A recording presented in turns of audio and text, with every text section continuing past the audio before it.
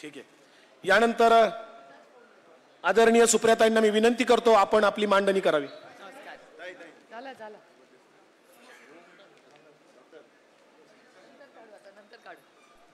नमस्कार.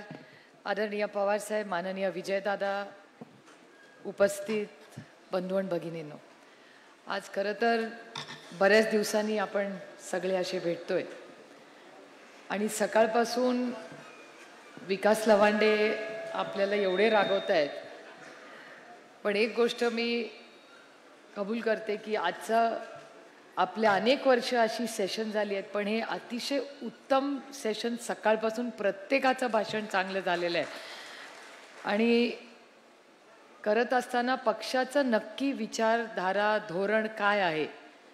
मी आणि आताच देशमुख साहेब तेच बोलत होतो की आज नंतर हे जर ज्यांनी नीट ऐकलेलं आहे त्याला आज गाववाडी वस्तीवर जाऊन भाषण करणं फार काही अवघड राहणार नाही, कारण आपली विचारधारा पूर्णपणे आज क्लिअर झालेली आहे. जरी कोणाच्या मनात काही कन्फ्युजन असेल तर आज खरं तर आपण नाशिकला सगळे भेटतोय. गेल्या 6 दशकातल्या आदरणीय पवारसाहेबांच्या राजकारणात नाशिक जिल्ह्याचं खूप मोठं योगदान राहिलेलं आहे. अनेक वर्षाचे ऋणानं बंद. खरं तर हा कुसुमाग्रजांचा, विवा शिरवाडकरांचा जिल्हा, त्यांचा जन्म इथे झाला. अनेक वर्ष डॉक्टर खैरे असतील, विनायकराव पाटील असतील, या सगळ्यांनी या भागाचं राजकारण, समाजकारण, शेतीचे प्रश्न राज्यात पातळीवर मांडत राहिले. आता शोभाताई बच्चाव आपल्याला इथे बगरे सरांसारखा एक अतिशय उत्तम, वजेजींसारखा अतिशय उत्तम खासदार आपल्यालाही मिळाले आणि ह्या संपूर्ण भागाने 2024च्या आपल्या इलेक्शनला आपल्या विचारधारेबरोबर ताकदीने राहिलेला हा जिल्हा आहे. पण आज काय परिस्थिती आहे. मी अशोक वानखडेजींचं भाषण ऐकत होते. दिल्लीमध्ये काही भारतीय जनता पक्षाचे लोक पण तुम्ही बोलता हेच बोलत असतात. ते आज कदाचित सत्तेत नसतील आत्ताच्या, पण ते जुने भारतीय जनता पक्षाचे लोक आहेत. आणि मी वानखडेजी तुमचं भाषण ऐकताना हा विचार करत होते की 2014, मला देशावर बोलायला सांगितलंय म्हणून, की 2014च्या आधीची भारतीय जनता पक्ष आणि आत्ताची भारतीय जनता पक्ष ह्याच्यात जमीन आसमानाचा फरक आहे. म्हणजे मी काय बोलते, तुम्ही ज्या ज्या गोष्टी बोलल्या त्याच्याबद्दल, की आज खरं तर सकाळपासून एक गोष्ट मला जाणवते की आज एक भारत आणि पाकिस्तानची क्रिकेट मॅच आहे. आता ती खेळावी नाही खेळावी असे अनेक विचार लोकांचे आहेत, पण जर तुमच्यापैकी कोणी जर त्या 26 लोकांच्या घरी कधी गेला असेल ज्यांच्या कुटुंबावर हल्ला झाला पेहलगामला, त्यांचे अश्रूही अजून थांबलेले नाही आहेत. मी स्वतः जगदाळे कुटुंबांच्या घरी आणि कुणाल गालबोटे यांच्या घरी महिन्यातून एकदा दोनदा तरी जातेच त्या कुटुंबांना भेटायला. आजही त्यांच्या घरी मी गेले की त्यांची बायको मला सांगते की मी डोळे बंद केले की मला एकच चेहरा दिसतो, तो 20-22 वर्षाचा मुलगा ज्यांनी माझ्या नवऱ्याची हत्या केली. सुप्रिया, बाकी तुमचं काय चालू दे, पण मला न्याय कधी मिळणार याचं उत्तर ती महिला मला विचारते. आणि आज आपण इंडिया आणि पाकिस्तानची मॅच खेळणार आहोत. मला असं वाटतं ह्याच्यापेक्षा दुर्दैव नाही, कारण का मी ऑपरेशन सिंदूरवर जेव्हा गेले तेव्हा सातत्याने सत्तेमधले लोक काय बोलत होते, 3 गोष्टी ते बोलायचे आम्हाला, की रक्त आणि पाणी एकत्र वाहू शकत नाही, टेरर आणि टॉक्स म्हणजे दहशतवाद आणि चर्चा ही कधीच होऊ शकत नाही, आणि ट्रेड आणि टॉक्स म्हणजे कुठलाही व्यवसाय आणि चर्चा एकत्र होऊ शकत नाही. मी दुर्दैवाने आज खूप कॅमेरे आहेत म्हणून सांगणार नाही, पण एका खूप महत्त्वाच्या ब्रीफिंगच्या वेळेस मी एका नेत्याला विचारलं होतं की ठीक आहे आता झालं ते झालं, तुम्ही आमच्यावर खूप नाराज असता, पण का नाही एकदा पाकिस्तानची चर्चा करून बघावी का आपण, की आतंकवाद कुठेतरी थांबला पाहिजे. तर ते म्हणले चर्चा विसरून जा, चर्चा तर होणारच नाही जोपर्यंत आतंकवाद थांबत नाही आणि ऑपरेशन सिंदूर चालू आहे. आम्ही पाकिस्तानशी कधीही चर्चा करणार नाही, हे आमचं न्यू नॉर्मल आहे, ही ती व्यक्ती बोललेली आहे. एकीकडे तुम्ही चर्चेलाही तयार नाही आहे, पण तुम्ही क्रिकेट मॅच करायला तयार आहात. हे दुर्दैव आहे. आणि आपण, मला असं वाटतं, आज एक प्रस्ताव केला पाहिजे की ऑपरेशन सिंदूरला ज्या ताकदीने आपण सगळ्यांनी या देशाबरोबर, पहिला देश, मग राज्य, मग पक्ष आणि मग कुटुंब, ही जी आपली धोरणं आहे, हा पक्षाचा विचार आहे, ह्याच्यात आज जे आपण क्रिकेट खेळतोय त्याचा जाहीर निषेध मला असं वाटतं आजच्या मीटिंगमध्ये आपण सगळ्यांनी मिळून केला पाहिजे. आणि मी तरी ती मॅच बघणार नाही. आता प्रत्येकाने ठरवावं की आपण ती मॅच बघायची का नाही. पण एक है, मला म्हणजे मी तो डिबेट ऑपरेशन सिंदूर का आपने देखा होगा, जब पार्लियामेंट में चल रहा था, हमारे तो सब सांसद थे ही. पण तेव्हा आम्ही विचार करत होतो, कारण का लोकांना असं वाटत होतं मी नुकती जाऊन आले होते ऑपरेशन सिंदूरला. ऑपरेशन सिंदूरच्या देशाच्या ट्रिपला मला अजूनही ते शब्द आठवतात, यही समय है, सही समय है. मी काल देवाभाऊंना खूप प्रेमाने विनंती केली आहे की सरसकट कर्जमाफी करायची वेळ कधी आहे, तर यही समय है, सही समय. म्हणजे त्यांची भाषणं चालू असताना असे काय काय ते लाईन्स वापरतात, पण ती जेव्हा कृती करायची वेळ होते, हे दुर्दैव आहे, हे करत नाहीत. हा माझा तर वैयक्तिक त्यांच्याशी, म्हणजे माझे कदाचित आपल्याकडून गेलेल्यांचे जितके भारतीय जनता पक्षाशी संबंध नसतील तेवढे माझे आजही आहे. कारण का ही भारताची संस्कृती आहे, ही महाराष्ट्राची संस्कृती आहे.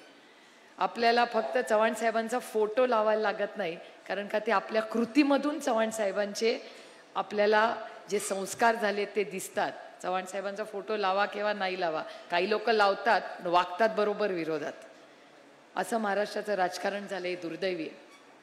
मी इथे भाषण सुरू करताना 2 विषयावर मला आवर्जून बोलायचं होतं. म्हणजे हा मला सांगितलं इंडिया अलायन्सवर बोला, पण मला एक गोष्ट सगळ्या संघटनेला सांगायची आहे की पक्षाचा जो मेंबर असेल त्याच्या मागे पक्ष ताकदीने उभं राहील. आणि मला एक गोष्ट सांगायची की तुमचा नवरा किंवा बायको काय करतात याचा पक्षाचा काहीही संबंध नाही. पक्ष ताकदीने तुमच्याबरोबर उभं राहील. आणि हे जे नवीन गलिच्छ राजकारण महाराष्ट्रात चाललंय त्याचा मी जाहीर निषेध करते. राष्ट्रवादी काँग्रेस पक्ष लढेल, तो स्वतःच्यापेक्षा ताकदवरशी लढेल. जो आपल्यापेक्षा वीक आहे त्याच्याशी लढण्यात काही पॉईंट नाही. त्यामुळे माझी सगळ्या प्रवक्त्यांना ही विनंती आहे की कुणाच्या कुटुंबात जायचं नाही. आपण कधी जातही नाही, पण ती खबरदारी घ्यावी. त्यांनी हल्ला केला म्हणून आपण हल्ला करायची गरज नाही. आणि माझी सगळ्या प्रवक्त्यांना विनंती आहे की त्यांनी पातळी सोडली तरी आपला पक्ष कधीही पातळी सोडून कुणावरही वैयक्तिक टीका करणार नाही. या काही गोष्टी आहेत ज्या आपण पाळल्या पाहिजे.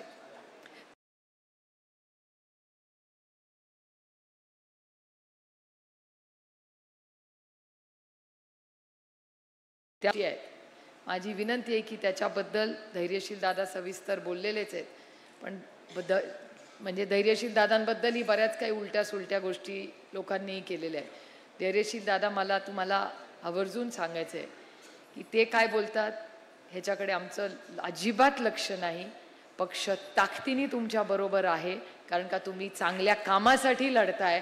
आणि ही लढाई फक्त सोलापूर सीमत नाही, महाराष्ट्रात चुकीचं काम कोणीही करत असेल तर पक्षाने उतरलं पाहिजे. आता बस झालं.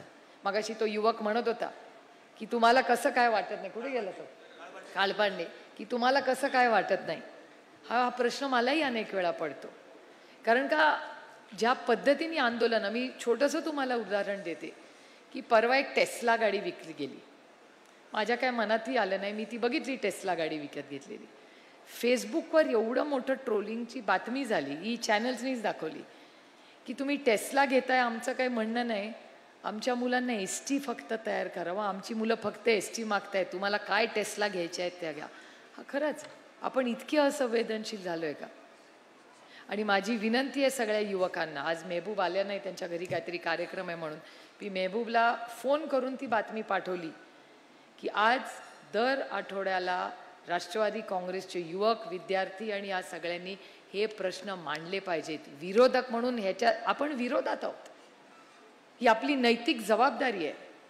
उगीच तू मेमे करत बसू नका. आपण जे महत्त्वाचे प्रश्न आज राज्यासमोर आहेत ते कोणीतरी मांडले पाहिजेत. लोक अपेक्षेने आपल्याकडे बघतात आणि ही अपेक्षा मला असं वाटतं आम्ही पार्लमेंटमध्ये अतिशय ताकदी, म्हणजे आज इथे निलेश लंके आहेत, भगरे सर आहेत, सगळ्यात पुढे आंदोलन करायला कोण उत्सुक असतं तर निलेश लंके असतात.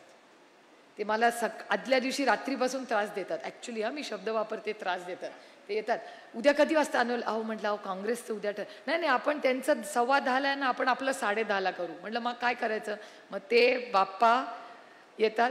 मग आज काय कांद्याचे हार घालायचे, त्या दिवशी तर काही दुधाची किटली कुठून तरी आणली ते घेऊन. कारण का त्यांचं म्हणणं असतं की काँग्रेस करू दे, चांगली गोष्ट आहे, पण राष्ट्रवादी काँग्रेसचे 8 खासदारांनी रोज सकाळी महाराष्ट्रातले आणि देशाचे प्रश्न हे संसदेत 10:30ला एक आंदोलन केलं पाहिजे. आणि सगळ्यात पुढे निलेश लंके असतात आणि आम्ही सगळे त्यांना साथ देतो, ते करतात. कशासाठी पाठवलंय आम्हाला दिल्लीला? तुम्ही ह्याच्यासाठीच ना.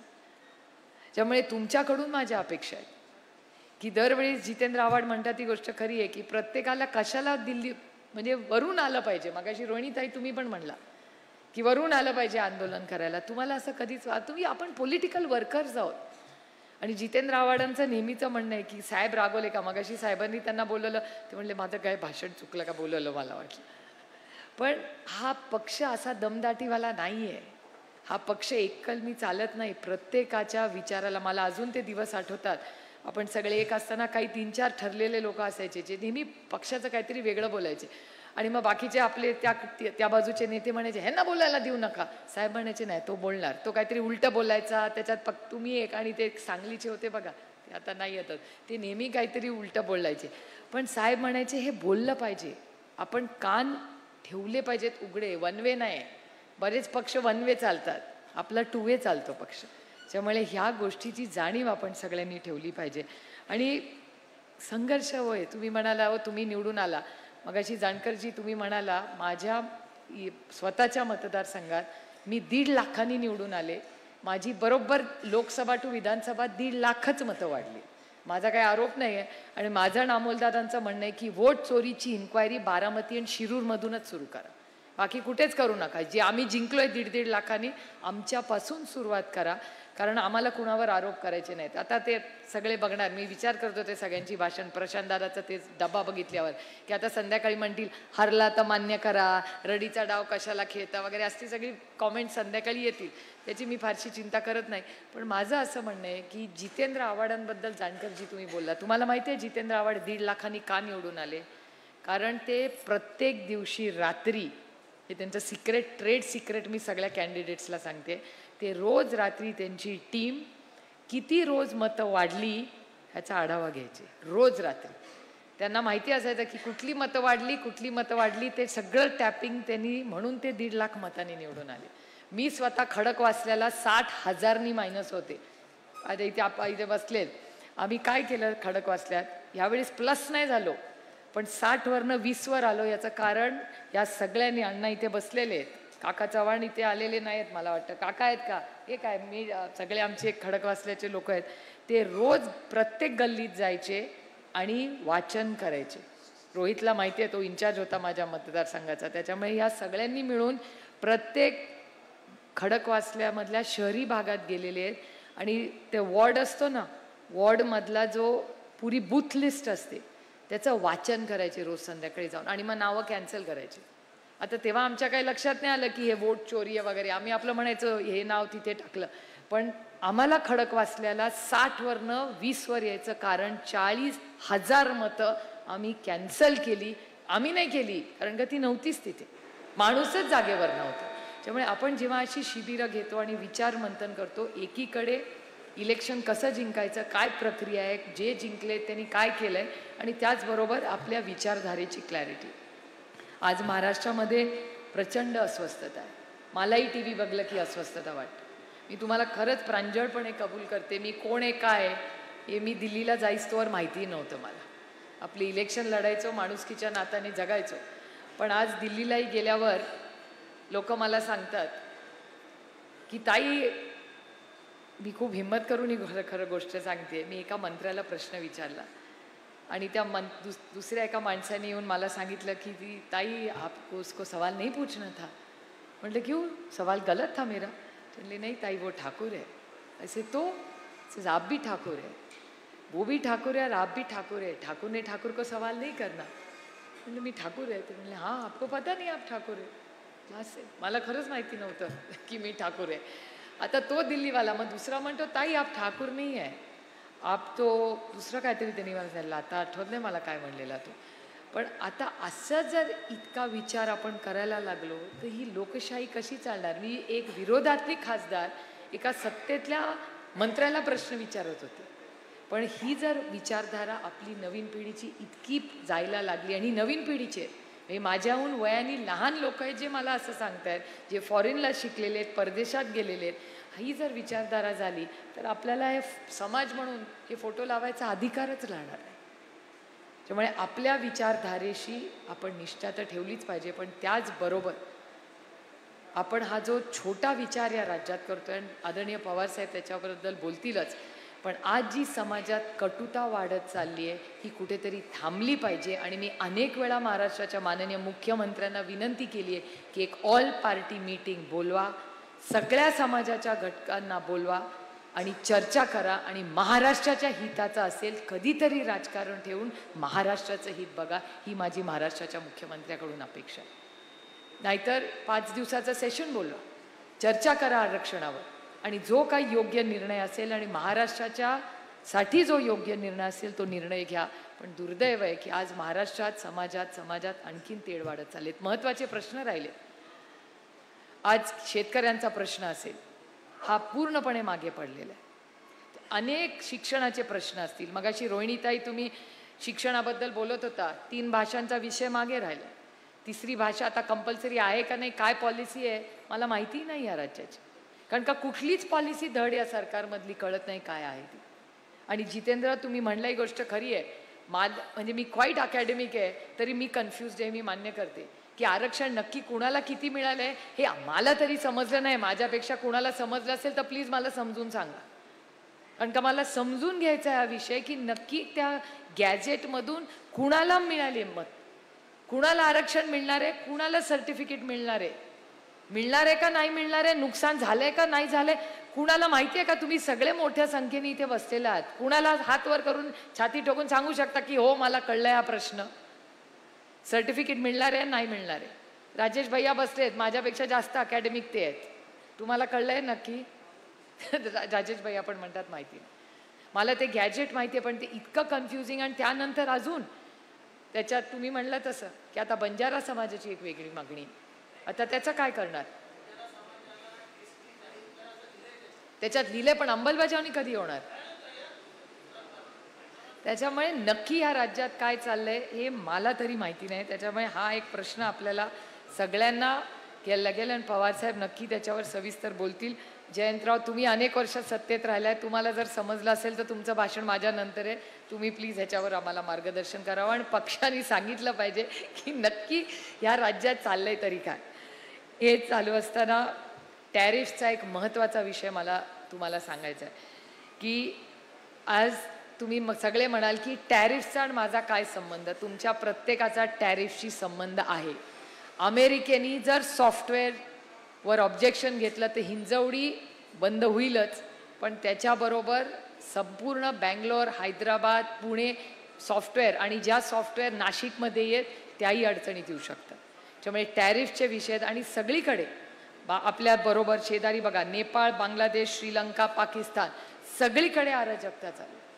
त्याचा इम्पॅक्ट आपल्यावर होईल का नाही माहिती नाही. परत आपण बोललं तर आम्हाला देशद्रोही म्हणणार. म्हणजे तुम्ही पाकिस्तान बरोबर क्रिकेट खेळला तर तुम्ही देशप्रेमी, आम्ही वास्तव बोलले तर आम्ही देशद्रोही. त्यामुळे दुर्दैव आहे. त्यामुळे हे सगळी ज्या प्रक्रिया आहे, मला विचाराल तर आज भारतात प्रचंड अस्थिर वातावरण आहे. आदरणीय पवारसाहेबांचंच कालचं स्टेटमेंट तुम्ही ऐकलं असेल. पवारसाहेब काल असं म्हणाले की महाराष्ट्रात प्रचंड अस्थिरता आहे, कितीही किंमत मोजावी लागली तरी चालेल, पण त्याच्यासाठी आपण सगळ्यांनी ताकदीने त्याच्यात लक्ष घातलं पाहिजे. मला वाटतं ती वेळ आलेली आहे. आपण एक पक्ष म्हणून फक्त इलेक्शन जिंकणं, आणि मी तुम्हाला एक सांगते, सत्तेत बसणं म्हणजे ब्रिज बांधणं, धरणं बांधणं आणि रस्ते करणं नाही. जर त्याच रस्त्यांवरनं आणि त्याच मेट्रोमधून आणि त्याच ब्रिजमध्ये आपण आंदोलन करून एकामेकाची डोकं फोडणार असेल तर आम्हाला असला विकास नकोय. मला तरी तो नक्कीच नकोय. या देशात जर एकामेकाचा सन्मान करून आपण राहिलो, एक समाज म्हणून, एक भारतीय म्हणून राहिलो, ज्याच्यात महिलांचाही मान सन्मान होईल, अशा महाराष्ट्र आपल्याला अपेक्षित आहे. त्यामुळे आजचा महाराष्ट्र सत्तेमध्ये जे कोणी बसलेले आहेत त्यांचे रुसवे फुगवे हे सगळं जे बालिशपणा चाललाय ना तो कुठेतरी थांबला पाहिजे, कारण का तो महाराष्ट्राच्या हिताचा नाही. प्रत्येकजण आपल्या स्वार्थासाठी राजकारण करतो. हे राजकारण कुठेतरी मोडून काढायची ताकद ही आपल्या सगळ्यांमध्ये आहे. फक्त लढायची तयारी झाली पाहिजे. आणि इथे जे जे बसलेत ते सगळे लढणारे आहेत. जातील येतील सगळे करतील. मगाशी मला कोणीतरी भेटलं, त्यांना मी विचारलं अरे ते गेलेले आजकाल कुठे दिसत नाही. म्हणजे तिथे गेलेत पण शांत आहेत. म्हटलं का शांत आहेत? तिथे गेली तरी इन्क्वायरी चालूच आहे. मग जाऊन झालं काय? इथे असता तर लढला तरी असता. आता तिथे बसून मुक्याचा मार चाललाय. त्यामुळे हे सगळं जे चाललेलं हे गलिच्छ राजकारण खरंच आपने जो कहा वो सही है की हद कर दी इस सरकारने. त्यामुळे हा बदल घडवण्यासाठी आपल्याला लढलं पाहिजे. लढण्याची ताकद आपल्यात आहे. आता ते म्हणले जरा दुसरं काहीतरी, अशोक वानखडेजी म्हणले दुसऱ्या काही गोष्टी आपण केल्या पाहिजेत. आता वो कर सकते कि नहीं पता नहीं, कोशिश जरूर करेंगे. वो पता नहीं, अभी वो थोड़ा बदलाव हमारी राजनीति में आना रहेगा, लेकिन कोशिश हम जरूर करेंगे. पण आज एक तुम्हाला सांगते, राहुलजींबद्दल आपण सगळे बोलला. आता ते काय ॲटम बॉम्ब फोडतायत मीही उत्सुकतेने त्याची वाट बघते. पण एक तुम्हाला जबाबदारीने सांगते की राहुलजींबद्दल हजाराने लाईक्स असायचे, आज करोडोनी लोक लाईक करतायत. कारण का लोकांना पटतंय ते की कोणीतरी या राज्यात या देशात लढतंय आणि लोकांची अपेक्षा आहे की आपण सगळ्यांनी लढावं आणि सत्य बोलावं. त्यामुळे घाबरू नका. तुम्हाला आता फोन येतात सगळ्यांचे, ते सगळं चालूच राहील. पण एक तुम्हाला सांगते जे माझं स्वतःचं मत आहे की कोणीही हल्ला आणि इथे तिथे गेला, यांनी फार पवारसाहेबांचं कौतुक केलं.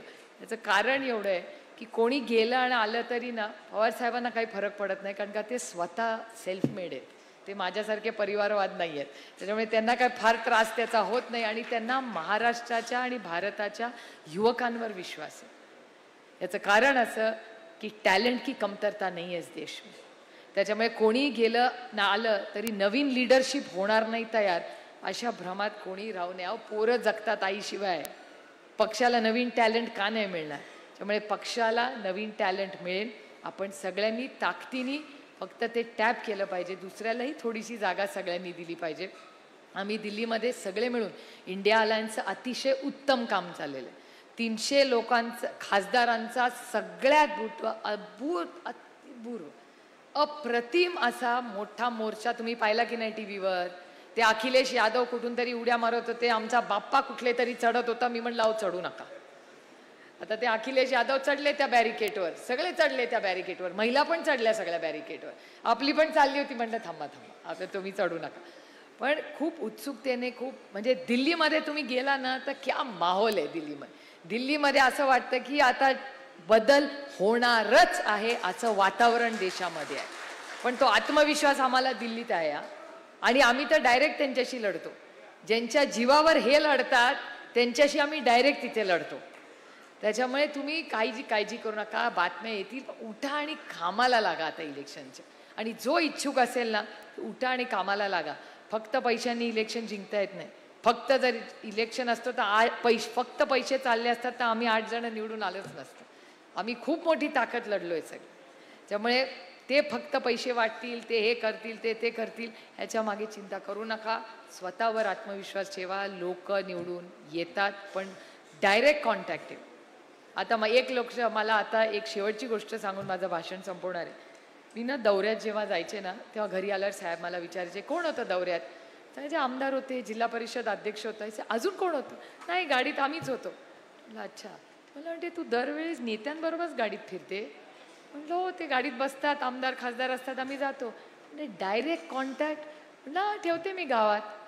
नंतर जेव्हा सगळी गेली ना तेव्हा लक्षात आलं की डायरेक्ट मी कुणाच्या जीवावर निवडून आले? मी 1.5 लाख मतदारांच्या जीवावर निवडून आलेले. मी कुठल्या नेत्याच्या जीवावर यावेळेस नाही निवडून आले.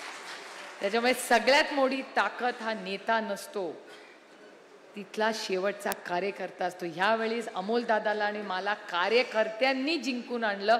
आम्हाला कुठलाही नेता आमच्याबरोबर नव्हता.